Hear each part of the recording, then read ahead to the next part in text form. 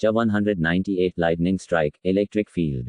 आरव ने उस हमले के दौरान कमांडर क्लास सोल रेमनेंट का इस्तेमाल किया था, लेकिन अभी उसका सोल काफ़ी क्रिटिकल कंडीशन में था और उसका कल्टीवेशन भी काफ़ी कम हो गया था। आरव को तो रोते भी नहीं बन रहा था। उसने अपने फायर एलिमेंट को थर्ड लेवल तक पहुंचाने में कितनी मेहनत की थी, लेकिन अब वो फिर से सेकंड लेवल पर आकर गिर गया था, और सिर्फ उसका फायर एलिमेंट ही नीचे नहीं गिरा था, उसके लाइटनिंग, शैडो और समनिंग एलिमेंट भी नीचे गिर गए थे।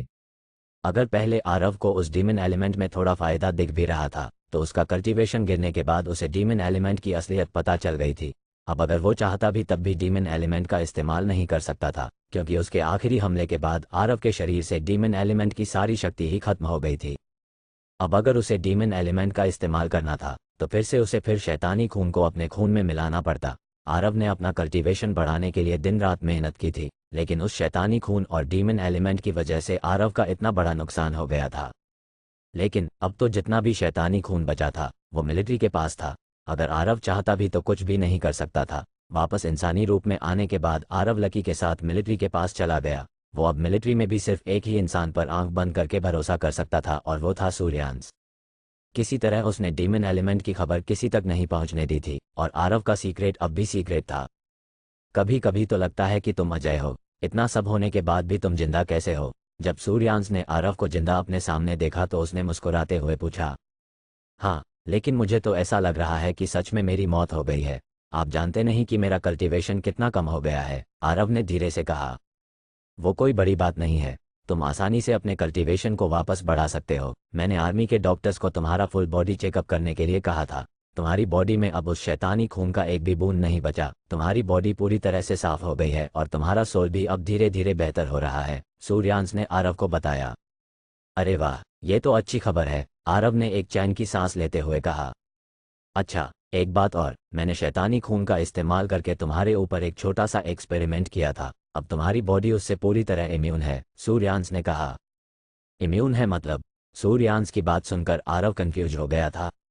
अगर आसान शब्दों में कहूं तो शैतानी खून का तुम पर अब कोई असर नहीं होगा। तुम उसकी मदद से अब एक डीमन में नहीं बदल पाओगे। देखो, अगर डीमन एलिमेंट सच में एक एलिमेंट होता तो तुम भी एक नया एलिमेंट आवेकन करते, लेकिन तुम्हारे पास अब भी 5 एलिमेंट्स की जगह 4 एलिमेंट ही हैं। उन्होंने जिस चीज का आविष्कार किया वो एक वायरस की तरह है, वो कोई नया एलिमेंट नहीं, सूर्यानस ने आरव को समझाया गया। आरव जानता था कि बख्तावर और उसके आदमी एक नया एलिमेंट बनाने में पागल हो गए थे। तुम्हें कुछ समय यहीं रहकर ट्रेनिंग करनी चाहिए, ताकि तुम्हारा कल्टीवेशन और बेहतर हो सके। तुम्हारी मौत की खबर अब भी फैली हुई है, क्योंकि शैतान नगरी के लोगों की नज़र तुम पर है। अगर कुछ वक्त बाद सब कुछ ठीक रहा तो तुम यूनिवर्सिटी वापस जा सकते हो, सूर्यांश ने कहा। आपका बहुत बहुत शुक्रिया सूर्यांश सर। ये जानने के बाद कि उसकी जान खतरे में नहीं थी, आरव को राहत मिल गई थी। आरव भाई, यहाँ मेरे साथ कुछ आपको दिन और रुकना चाहिए, लकी ने मुस्कुराते हुए कहा। तुम्हें अब प्राचीन नगरी में वापस जाना चाहिए। मैंने तुम्हें वहाँ ट्रेनिंग के लिए भेजा था और तुमने अपना सारा वक्त बर्बाद कर दिया, सूर्यांश ने लकी को डांट कर कहा। इसके बाद लकी ने सूर्यांश के सामने कुछ भी नहीं कहा। प्राचीन नगरी, मैंने सुना है कि वो शमशान नगरी के काफी करीब है, आरव ने एक्साइटेड होकर पूछा।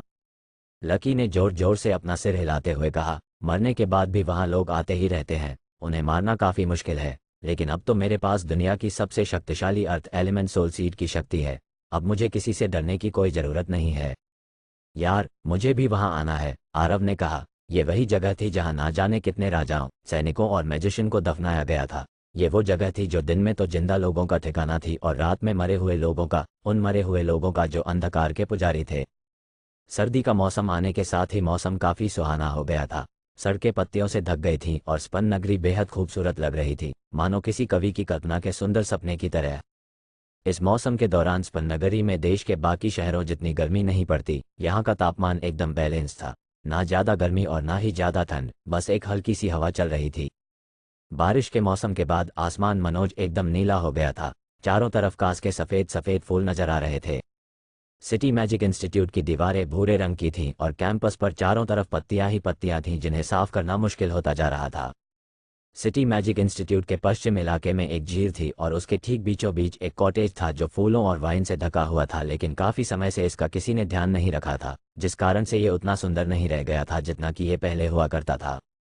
यहाँ तक कि उस तक पहुँचने वाला ब्रिज भी तालाब में डूब गया था। मानव स्टूडेंट्स को इशारा किया गया था कि इस कॉटेज के पास ना आए। एक बहुत हैंडसम लड़का झील के किनारे पर खड़ा था। उसके बाल काफी घने थे और उसके माथे को ढके हुए थे। वो व्हीलचेयर पर बैठी लड़की को स्माइल देते हुए बोला, मैं तुम्हें वहां तक ले जा सकता हूँ, इसमें कौन सी बड़ी बात है। झील के पानी में उसकी परछाई पड़ रही थी। उसकी आवाज, उसके बोलने के तरीके और रवैये से लग रहा था कि वो एक अच्छे घर परिवार से था। उसने अपना हाथ उठाया और झील की तरफ इशारा करते हुए उसे घुमा दिया। अगले ही पल झील के किनारे लगे हुए पौधों पर बर्फ की एक परत जम गई। ये बर्फ देखते ही देखते झील तक पहुंच गई और पूरी झील जम गई। कुछ ही पलों में झील के ऊपर कॉटेज तक जाने के लिए बर्फ का एक ब्रिज बन गया। ये नज़ारा देखने में बेहद खूबसूरत था, बिल्कुल किसी रोमांटिक बॉलीवुड फिल्म की तरह। अरे, वो तो आइस प्रिंस रक्षित है। ना सिर्फ वो बहुत हैंडसम है बल्कि आइस एलिमेंट पर उसका कंट्रोल भी काबिले तारीफ है। वो तो सच में हमारी यूनिवर्सिटी की शान है। पास खड़ी कुछ लड़कियां रक्षित को देखकर एक्साइटेड हो गईं और उसकी तारीफों के पुल बांधने लगीं। आइस प्रिंस एक खास टाइटल था जो सिटी मैजिक इंस्टीट्यूट ने रक्षित को दिया था। यहाँ आने के कुछ वक्त बाद ही उसने अपने आइस एलिमेंट की शक्ति से सभी स्टूडेंट्स को हरा दिया था।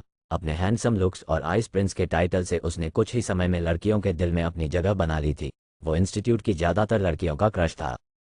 हाँ, तुमने बिल्कुल सही कहा, वो किसी हीरो से कम नहीं है। लेकिन देखो, वो फिर उसी लड़की के साथ है। मुझे तो समझ में नहीं आता कि आखिर रक्षित को उसमें ऐसा क्या दिखता है। वो तो चल भी नहीं पाती है, एक गोरी चिट्टी लड़की ने कहा। उसकी बातों में जलन साफ झलक रही थी।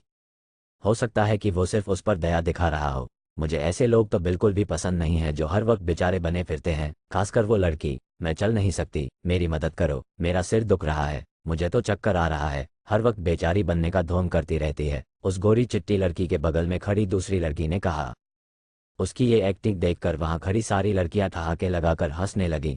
उनके हंसने की आवाज चारों तरफ गूंज रही थी। आइस प्रिंस रक्षित ने पीछे मुड़कर उन लड़कियों की तरफ देखा जो पहले उसकी अच्छी दोस्त हुआ करती थीं। वो मुस्कुराया और फिर अपना सिर झुकाकर व्हीलचेयर वाली लड़की से बोला, उन्हें जाने दो, तुम उन पर ध्यान मत दो। वो तुमसे इसलिए जल रही हैं क्योंकि मैं तुम्हारे साथ वक्त बिता रहा हूँ। चलो, हम कॉटेज तक चलते हैं।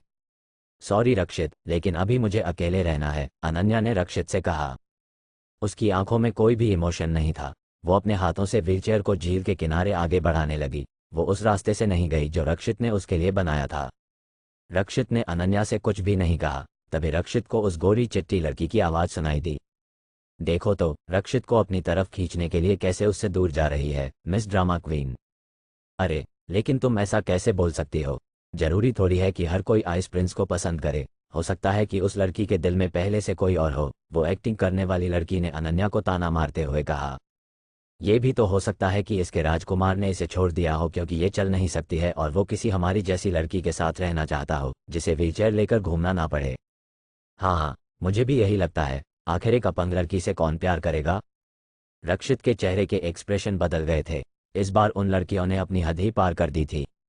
सच कहा जाए तो इससे उन लड़कियों का स्टैंडर्ड समझ में आ रहा था। इसके बाद भी वो लड़कियां चुप नहीं हुई और अनन्या के बारे में भला बुरा बोलती रहीं। जब रक्षित से और नहीं सुना गया तो वो गुस्से में बोला, आज तो तुम लोगों ने अपनी हद ही पार कर दी है।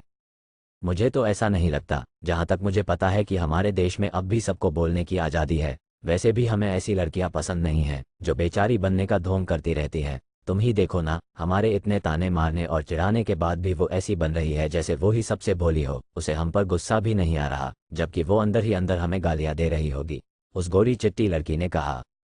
हाँ, तुमने बिल्कुल सही कहा। हम उसके जैसे अच्छा होने का नाटक नहीं करते। हमें जो बुरा लगता है हम मुंह पर बोल देते हैं। मुझे तो इस लड़की की तरह ढोंग करने वालों से सख्त नफरत है। उन सारी लड़कियों की बात सुनकर रक्षित दंग रह गया था।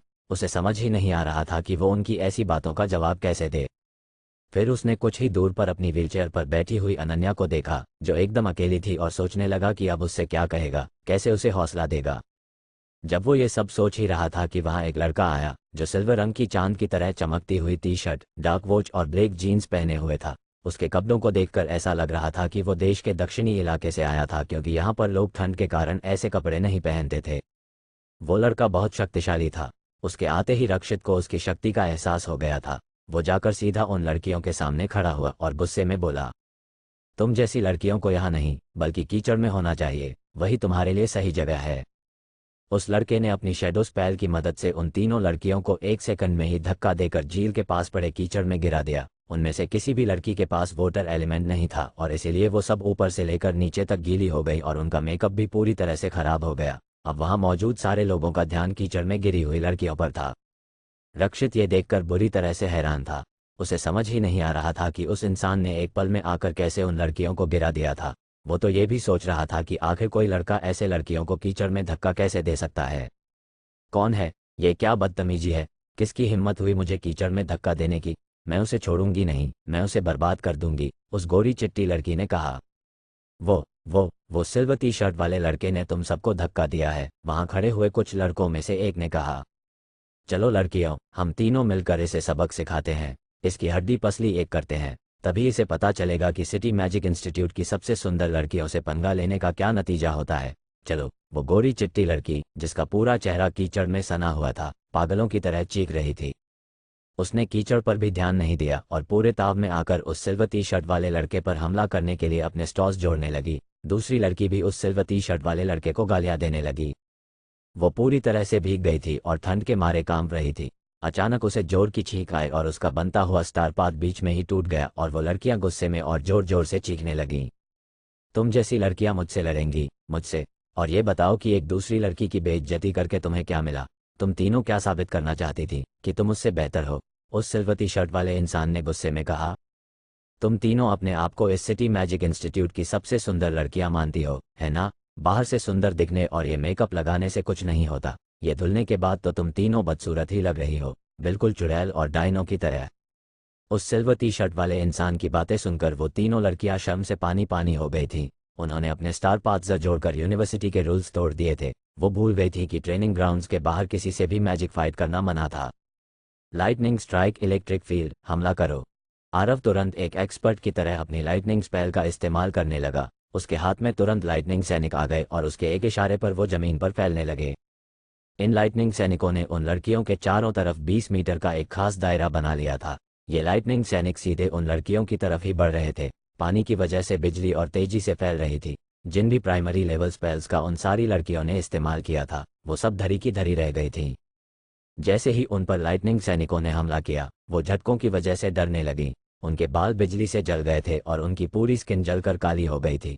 आरव ने अपनी लाइटनिंग स्ट्राइक की शक्ति को पहले ही कम कर दिया था, ताकि उन लड़कियों को कोई नुकसान न पहुंचे, वरना वो बुरी तरह से घायल हो जाती।